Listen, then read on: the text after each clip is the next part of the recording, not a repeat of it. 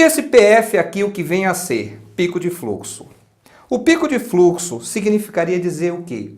A velocidade máxima com que esse fluxo de gás vai entrar na minha via aérea. Porque veja só, eu tenho um volume que foi ajustado. Mas esse volume ele não vai ser depositado no meu pulmão, simplesmente 6 ml por quilo de peso.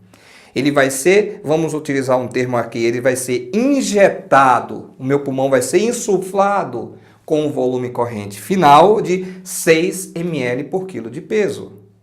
Então ele partiu de um volume zero até chegar a 6 ml por quilo de peso. Significa dizer o quê? Que nesse espaço aí eu tenho um fluxo gerado. Né? O que é fluxo? Fluxo é igual a volume sobre o tempo. Então significa dizer o quê? Que para que eu atinja o volume estabelecido, dentro de um determinado tempo, que será o tempo da inspiração, eu preciso estabelecer um fluxo, um pico de fluxo inspiratório. Existe uma fórmula, né? Mas é uma fórmula bem teórica, para que a gente estabeleça o fluxo inspiratório. Eu preciso pensar da seguinte forma. Se eu coloco um fluxo muito alto, isso pode ser lesivo para o meu paciente, porque vai levar a uma pressão de vias aéreas mais alta. Quanto mais alta a pressão nas vias aéreas, maior a probabilidade de lesão. Maior probabilidade de lesão na matriz extracelular.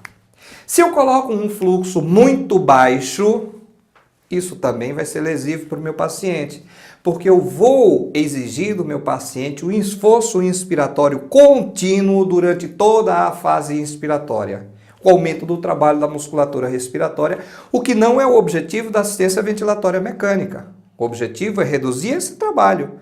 A assistência, como a gente falou no conceito, ela está entrando para substituir a função da musculatura inspiratória. Em grande parte, a função do diafragma. Então, como eu falei, existe uma condição, uma fórmula teórica que eu posso calcular, né, esse pico de fluxo. E essa fórmula teórica seria mais ou menos o seguinte.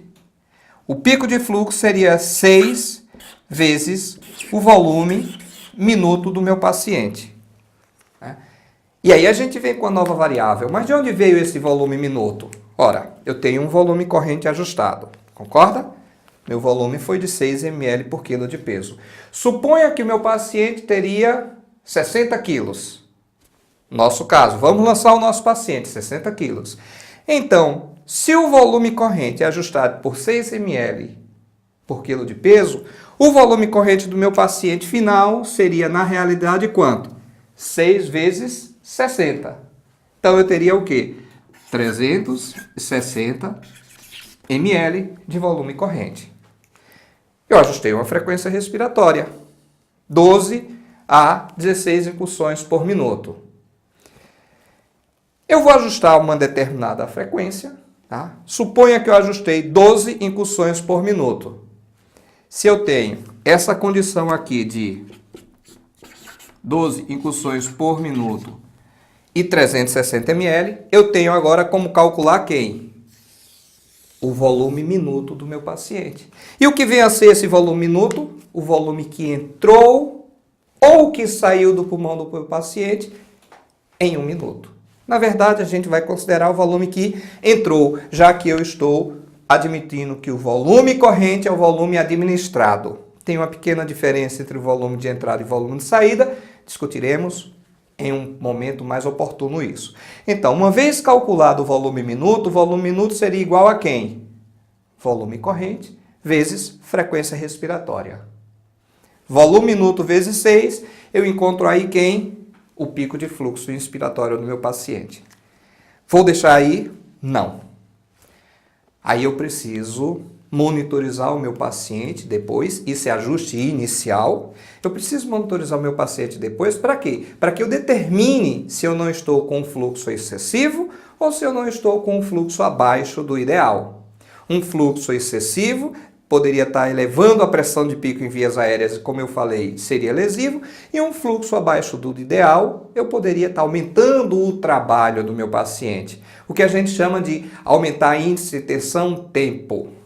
Ou seja, mais um termo, mais uma colocação aí que a gente vai discutir em um outro momento a respeito de índice tensão-tempo, certo?